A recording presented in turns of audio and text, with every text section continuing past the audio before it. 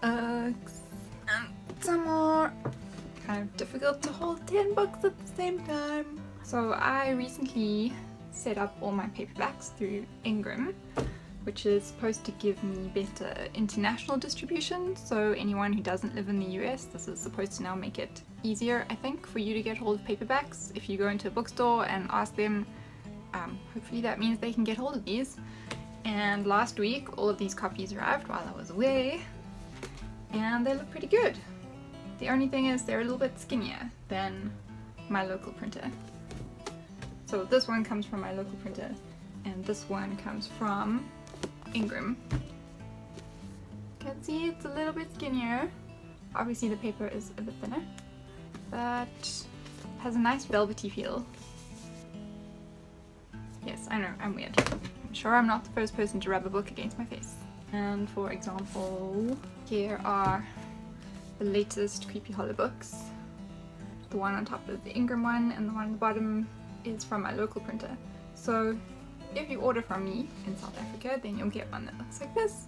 And if you order from anywhere that's not Amazon, then you'll get one that looks like this. And if you order from Amazon, I think you get one that's kind of in between. Obviously it's the same story inside. I finally have a proof copy from my local printer of The Trouble with Falling. A few months ago, after I published A Fairy's Curse and before I finished this one, the local printer in Cape Town that I've been using since I began publishing unfortunately closed down. So that's why it has taken me a little bit longer than it should have to get a print of this one done. But yay, now I have finally received a proof copy and it looks really great. It is not as skinny as the Ingram one that I showed you yesterday. This is the skinny Ingram one.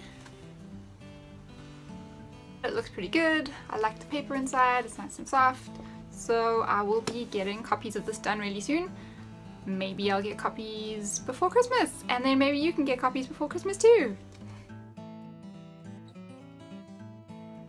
Today is the first day that I am officially working on Creepy Hollow 7.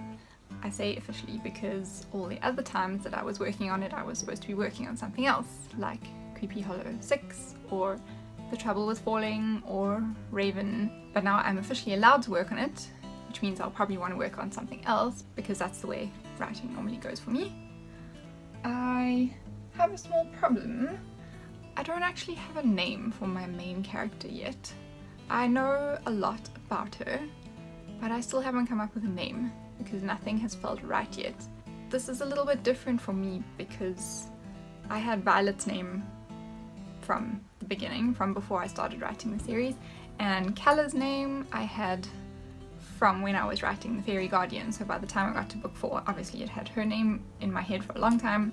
This is the first time I've started writing bits of the story without actually having a name, which is weird.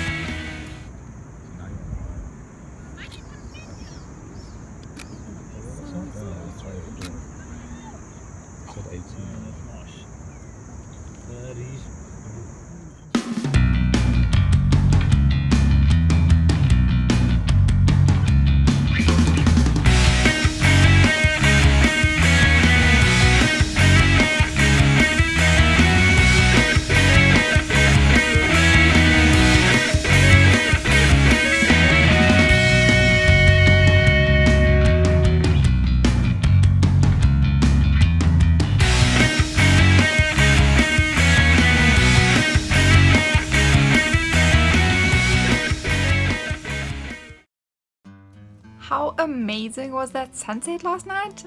Oh my goodness. If you've been thinking about visiting South Africa, that would be another reason why you should.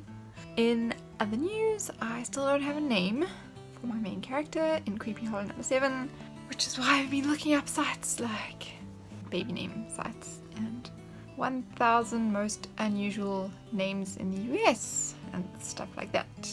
Genesis, Harmony, Precious, Serenity, Sincere. Do people actually call their kids Sincere? Okay, I'm going to be thinking on this one for a while still.